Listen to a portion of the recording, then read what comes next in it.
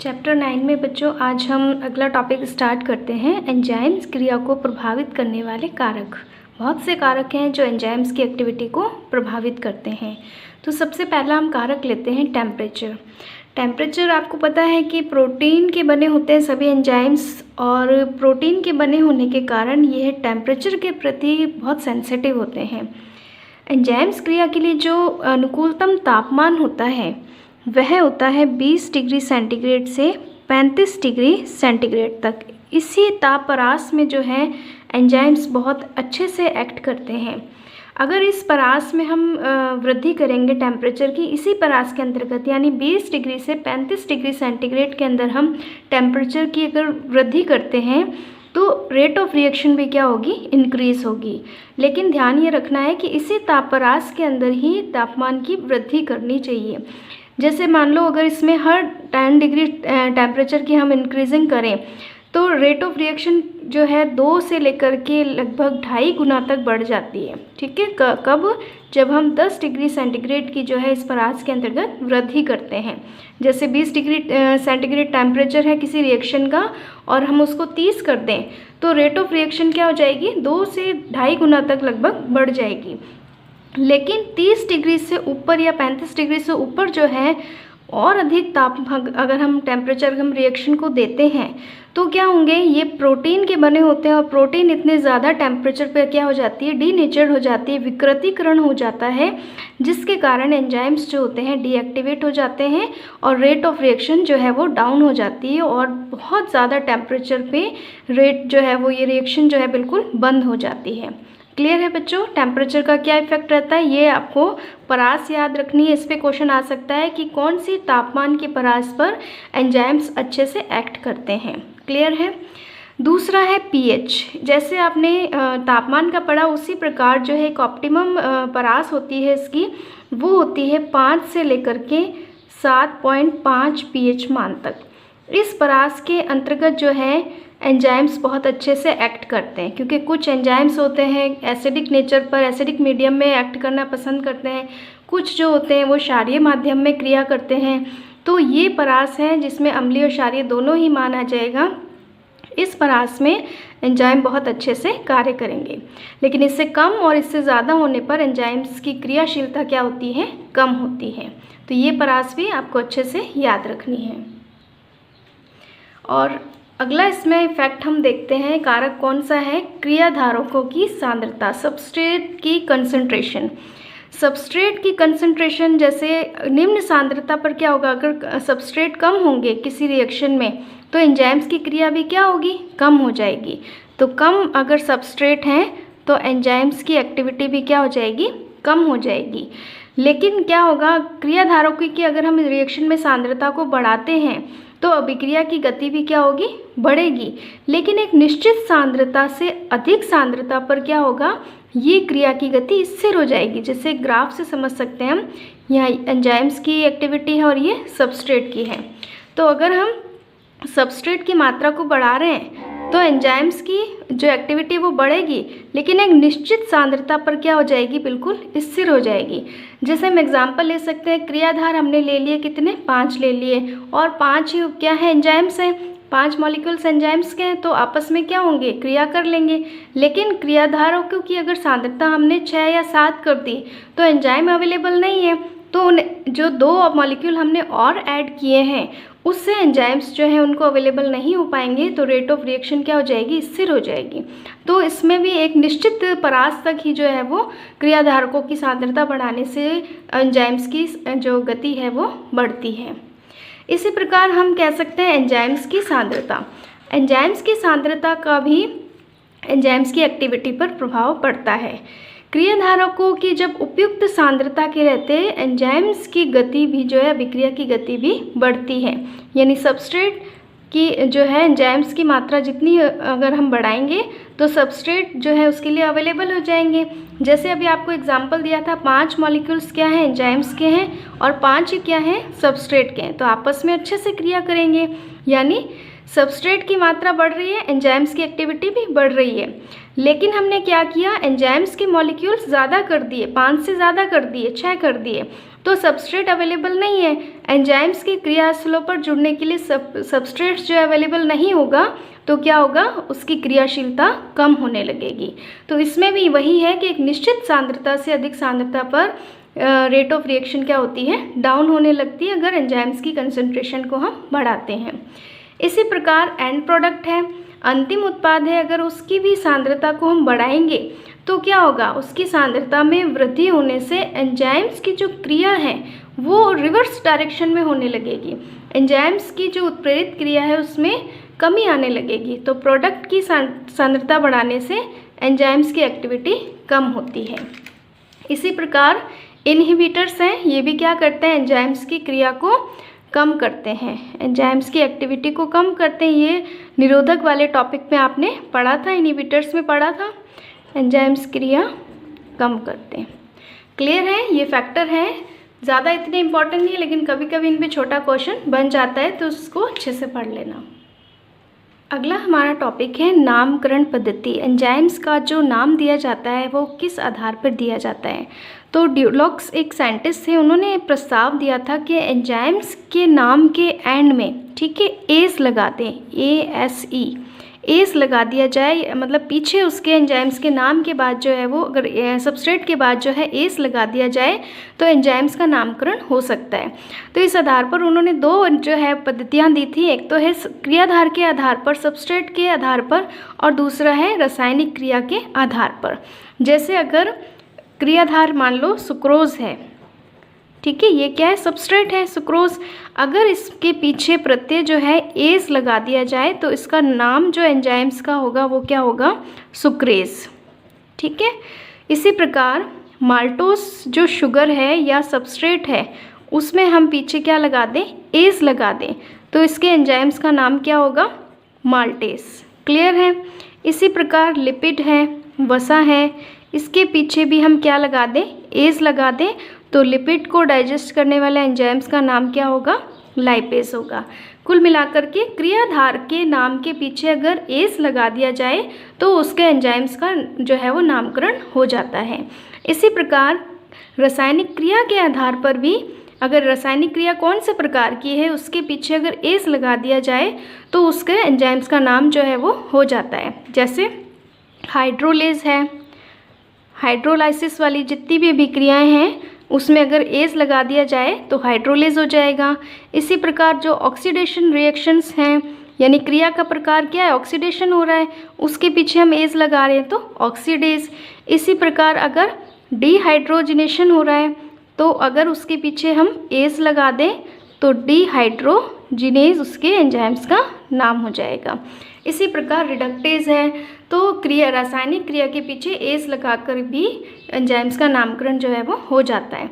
लेकिन इसके अलावा जो है, ये दोनों पद्धतियों के अलावा जो अंतर्राष्ट्रीय जैव रसायन संघ है उन्होंने क्या दिया, उन्होंने एंजाइम्स के मानक एवं क्रमबद्ध नामकरण की पद्धति जो है प्रतिपादित की। उन्होंने क्या बताया कि एंजाइम्स का जो नाम है वो सबस्ट्रेट और उसके पीछे, सबस्ट्रेट के पीछे जो एंजाइमों का वर्गीकरण है वहाँ से उसका नामकरण जो है वो लिया जाता है। यानी एंजाइम्स का नामकरण किस प्रकार किया जाएगा और उसमें क्या क्या बातें शामिल होंगी, एक तो होगा क्रियाधार का नाम, क्रियाधार कौन सा है, और दूसरा उसके जो है नामकरण की पद्धतियाँ हैं, क्रमबद्ध रूप से जो नामकरण किया गया है या वर्गीकरण किया गया है, क्रमबद्ध वर्गीकरण, तो उसको मिलाकर के एंजाइम्स का नाम आ जाता है। ठीक है, जैसे कि एक एग्जांपल ले सकते हैं हम, हेक्सोकाइनेज, ये क्या है, एंजाइम है, लेकिन ये जो अंतर्राष्ट्रीय जैव रसायन संघ है इन्होंने हेक्सोकाइनेज को क्या नाम दिया है, हेक्सो शुगर है, ठीक है, 6-फॉस्फो ट्रांसफरेज। अभी हम इसका एंजाइमों का वर्गीकरण पढ़ेंगे तब आपको और क्लियर हो जाएगा। ट्रांसफरेज, ठीक है, ट्रांसफरेज क्या है, क्रमबद्ध वर्गीकरण पद्धति में से लिया गया है, और आगे वाला जो नाम है ये क्या है, ये क्रियाधार है। तो इससे दोनों सूचनाएं मिल रही हैं कि यहाँ पर सबस्ट्रेट कौन सा है और जो रासायनिक क्रिया है, ठीक है, वह कौन सी हो रही है, वो ट्रांसफरेज की हो रही है, किसकी, फॉस्फेट की। तो इस प्रकार से उसकी पूरी जानकारी मिल जाती है। और यह जो पद्धति दी थी, वैसे ये इतनी प्रचलित नहीं है क्योंकि इनके जो नाम हैं वो काफ़ी टफ हो जाते हैं। तो आजकल भी यही जो डिक्लॉक्स की पद्धति है वही आजकल प्रचलित है। अगला इम्पॉर्टेंट टॉपिक है एंजाइमों का वर्गीकरण। बहुत ही इम्पॉर्टेंट है और इसके एग्ज़ाम में आने के पूरे चांसेस होते हैं, तो अच्छे से बिल्कुल इनका याद रखना है। जो इंटरनेशनल यूनियन ऑफ बायोकेमिस्ट्री है, उन्होंने एंजाइम्स का नाम जो है, वर्गीकरण जो है प्रस्तुत किया था IUB। इसकी फुल फॉर्म भी पूछी जा सकती है। तो इंटरनेशनल यूनियन ऑफ बायोकेमिस्ट्री, इन्होंने क्या कार्य किया था, एंजाइमों का वर्गीकरण जो है प्रस्तुत किया था। और कितने वर्गों में बांटा था एंजाइम को, 6 वर्गों में, 6 क्लासेस में बांटा था। और प्रत्येक एंजाइम को एक एंजाइम कोड दिया था, ठीक है, यानी 1 से लेकर के 6 तक वो कोड दिया था, जिसे एंजाइम कोड कहते हैं। और किस प्रकार है वो अभी हम डिटेल में पढ़ेंगे, तो वो आपको अच्छे से बिल्कुल याद रखने हैं और क्रमबद्ध रूप से ही याद रखने हैं। एंजाइम वर्गीकरण की 6 क्लासेस में सबसे पहली जो क्लास है, यानी जो फर्स्ट नंबर पर जो एंजाइम कोड है वो कौन सा है, फर्स्ट नंबर है, और उसमें एंजाइम कौन सा आएगा, ऑक्सीडो रिडक्टेज, ठीक है। तो इस ऑक्सीडो रिडक्टेज, जैसे कि नाम से क्लियर है, इसमें इस क्लासेस में जो है वो कौन से एंजाइम्स आएंगे जो कि ऑक्सीकरण और अपचयन अभिक्रियाओं को उत्प्रेरित करते हैं। ऑक्सीडो रिडक्टेज, ऑक्सीडेशन और रिडक्शन। तो इन दोनों अभिक्रियाओं को उत्प्रेरित करने वाले एंजाइम सारे किस क्लास में आएंगे, ऑक्सीडो रिडक्टेज में। और आपको पता है ऑक्सीकरण और अपचयन कब होता है, जब सबस्ट्रेट्स में कोई इलेक्ट्रॉन या हाइड्रोजन जो है हटे या फिर उसमें जुड़े, तो ऑक्सीकरण अपचयन जो है इस प्रकार वो करते हैं। इसके एग्जाम्पल हैं cytochrome oxidase, reductase, alcohol dehydrogenase.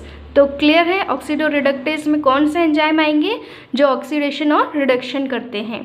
उसके बाद दूसरी क्लास है इसकी ट्रांसफरेज। जैसे कि नाम से क्लियर है, ट्रांसफरेज यानी क्या करेंगे, ये ट्रांसफ़र करने का काम करेंगे। ये एंजाइम्स क्या करते हैं, अपने सबस्ट्रेट में हाइड्रोजन के अलावा, याद रखना, हाइड्रोजन के अलावा किसी भी मूलक या ग्रुप को जो है एक सबस्ट्रेट से दूसरे सबस्ट्रेट में क्या करते हैं, स्थानांतरण करते हैं। हाइड्रोजन के अलावा जो भी मूलक हैं, जैसे कोई अमीनो ग्रुप है या कोई फॉस्फेट ग्रुप है, उसका क्या करेंगे, एक सबस्ट्रेट से दूसरे सबस्ट्रेट में क्या कर देंगे, स्थानांतरण कर देंगे। जैसे कि ट्रांस एमिनेस, ये क्या करेगा, एमिनो ग्रुप का जो है एक सबस्ट्रेट से दूसरे सबस्ट्रेट में ट्रांसफ़र करेगा। इसी प्रकार ट्रांसफॉस्फेटेज। तो इस जो क्लास है ट्रांसफरेज, इसमें वही सभी एंजाइम्स आते हैं जो कि किसी ग्रुप का या मूलक का जो है ट्रांसफ़र करते हैं एक सबस्ट्रेट से दूसरे सबस्ट्रेट में। तीसरा जो एंजाइम कोड है, उसमें कौन सा एंजाइम आएगा क्लास में, हाइड्रोलेस। हाइड्रोलेस इस वर्ग में एंजाइम्स जो हैं कौन से आते हैं, जो जल के अणुओं को जोड़ने अथवा निकालने वाली अभिक्रियाओं को उत्प्रेरित करते हैं, ठीक है। या तो वाटर का एडिशन करेंगे या उस रिएक्शन में वाटर के मॉलिक्यूल को निकालेंगे। तो इसमें 2 प्रकार के आते हैं। एक होता है हाइड्रोजनेज एंजाइम, ये क्या करता है, अभिक्रिया में जल को जोड़ता है और उसके सबस्ट्रेट के बॉन्ड को तोड़ता है, ठीक है। याद रखना, जल के यानी वाटर के मॉलिक्यूल को ऐड करके उसके बॉन्ड को तोड़ेगा। कौन सा, हाइड्रोजनेज। कौन कौन से आते हैं इसमें, एस्टरेज, कार्बोहाइड्रेज, एमाइलेज, ये इसके एग्जाम्पल हैं। और दूसरे प्रकार के वाटर के मॉलिक्यूल को मुक्त करते हैं, किसी रिएक्शन में से वाटर के मॉलिक्यूल को निकालेंगे और बॉन्ड को जोड़ेंगे, ठीक है। वो कौन से होंगे, हाइड्रोलेज। जैसे कि फ्यूमरेज है, इनोलेज है, इसी श्रेणी के अंतर्गत आते हैं। तो 2 प्रकार के हैं, एक है हाइड्रोजनेज और एक है हाइड्रोलेज। दोनों में अंतर जो है याद रखना, हाइड्रोजनेज वाटर मॉलिक्यूल जोड़ता है, बॉन्ड को तोड़ता है। हाइड्रोलेज वाटर मॉलिक्यूल को फ्री करता है और बॉन्ड को क्या करेगा, जोड़ने का काम करेगा, जबकि ये क्या करता है, तोड़ने का काम करता है। क्लियर है। एंजाइम वर्गीकरण में चौथी क्लास है लाइसेस। इस क्लास में वे एंजाइम आते हैं जो क्रियाधार में से बिना जल अपघटन किए विशेष प्रकार के सहसंयोजक बंध को तोड़कर जो है ग्रुप का निष्कासन उत्प्रेरित करते हैं। इसमें क्या होगा, विशेष ध्यान रखना है बिना जल अपघटन किए, क्योंकि अभी आपने हाइड्रोलेज में क्या पढ़ा था, जल के अणुओं को वो जोड़ के या उसको फ्री करके बॉन्ड को तोड़ के या जोड़ रहा था। लेकिन लाइसेस क्या करता है, बिना जल अपघटन किए ही बॉन्ड को तोड़ता है और किसी भी ग्रुप को निष्कासित करता है। तो इसमें कौन सा एंजाइम आता है, एल्डोलेज। ठीक है, ये कौन से प्रकार का है, लाइसेस प्रकार का। पांचवी इसकी क्लास है आइसोमरेज। जैसे कि इसके नाम से क्लियर है, आइसोमर किसे कहते हैं, आइसोमर जिस मॉलिक्यूलर फार्मूला जो है वो सेम हो किसी सब्सटेंस का और स्ट्रक्चरल या ओरिएंटेशन में क्या हो, वो डिफर हो। तो ये इस कैटेगरी में या इस क्लास में कौन से एंजाइम आएंगे, जो क्रियाधारकों के समावयवी में परिवर्तन करेंगे, समावयवता में परिवर्तन करेंगे। फॉर एग्जांपल ग्लूकोज और फ्रक्टोज हैं, ये क्या है, एक दूसरे के आइसोमर हैं। तो ग्लूकोज को फ्रक्टोज में जो चेंज करने वाला एंजाइम है वो किस में आएगा, आइसोमरेज में, जैसे कि फॉस्फोहेक्सो आइसोमरेज। क्लियर है। लास्ट जो एंजाइम कोड है छठा, ठीक है, उसमें कौन सी क्लास आती है, लाइगेसेस। ये क्या करते हैं, ये दो यौगिकों के बंध को जोड़ने का कार्य करते हैं, यानी दो यौगिकों को जोड़ते हैं, उनके बॉन्ड को जो है आपस में जोड़ते हैं। ऐसी विक्रियाओं को उत्प्रेरित करने वाले एंजाइम्स जो हैं वो लाइगेसेस में आते हैं। निर्माणकारी है, इसलिए सिंथेटिस एंजाइम भी इनको बोला जाता है। और जैसे कि इनके एग्जाम्पल हैं पायरुवेट, कार्बोक्सिलेज, सिट्रेट, सिंथेटिस। तो ये जो है 6 क्लास हैं एंजाइम वर्गीकरण की, बहुत ही ज़्यादा इम्पॉर्टेंट है, क्रम से आपको याद रखनी है, क्योंकि एंजाइम कोड इसी जो है वो IUB के द्वारा दिया गया है। जैसे फर्स्ट नंबर जो फर्स्ट EC है वो oxidoreductase, second transferase, third hydrolase, fourth है लाइसेस, पांचवा है आइसोमरेज और लास्ट छठा जो है एंजाइम कोड वो है लाइगेसेस। तो इसको क्रमबद्ध रूप से आपको अच्छे से याद रखना है और बहुत ही ज़्यादा ये इम्पॉर्टेंट है। ये चैप्टर यहीं पे कंप्लीट होता है। आई होप कि आप सबको अच्छे से समझ आ गया होगा।